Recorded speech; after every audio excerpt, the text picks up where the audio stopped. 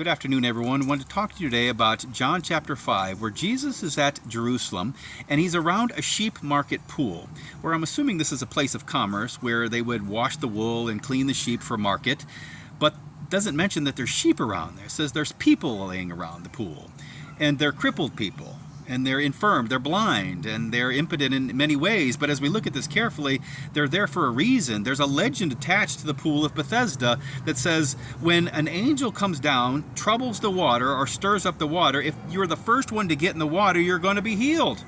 Well, that legend was just a myth. It wasn't going to happen, and people had been there for many years. In fact, verse 5 tells us that there was a man that had been there for 38 years, and Jesus has mercy on him, and he asks the man, "Do you want to be made whole? Do you want to be healed?" And of course he does. And the man says, according to the legend, "I don't have anyone to throw me in the water," but Jesus is making it clear you don't need the water, you don't need the pool, you just need me. Look at verse 8, and Jesus tells him, "Rise, take thy bed up, and walk." Rise up, my friend, take it up. Have some faith. And he believes him. And look at verse 9. The man immediately was made whole, and he walked. But here's the controversy. Look at verse 9. It says it was the Sabbath day. And the Jews come to this man that was cured, and he say, "It's unlawful for you to carry your bed on the Sabbath. Under the law of Moses, which is Torah," remember Torah is Genesis, Exodus, Leviticus, Numbers, and Deuteronomy. That was the law given to Israel, and Israel alone. And they said, under the law of Moses, you cannot carry a burden on the Sabbath. Now, were they accurate? Yes, they were accurate.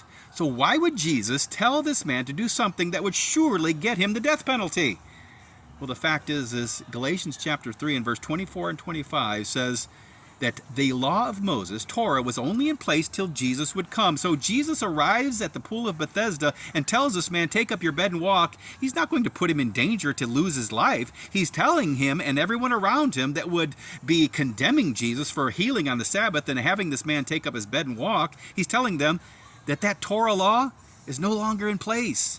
I am the fulfillment of the law of the Torah. I am the law of Moses.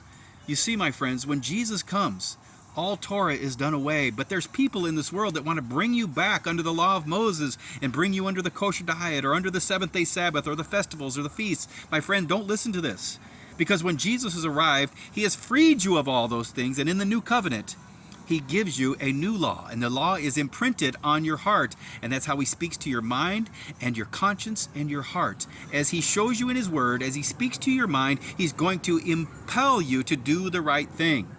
You see, my friends, Jesus is the answer to the law of Moses. So don't go back under that law, because you're laying there like the infirmed man. You're crippled under that law of Moses. Jesus is telling us spiritually now, take up your bed and walk. So I ask you today, please, won't you walk with me as Jesus bids us walk?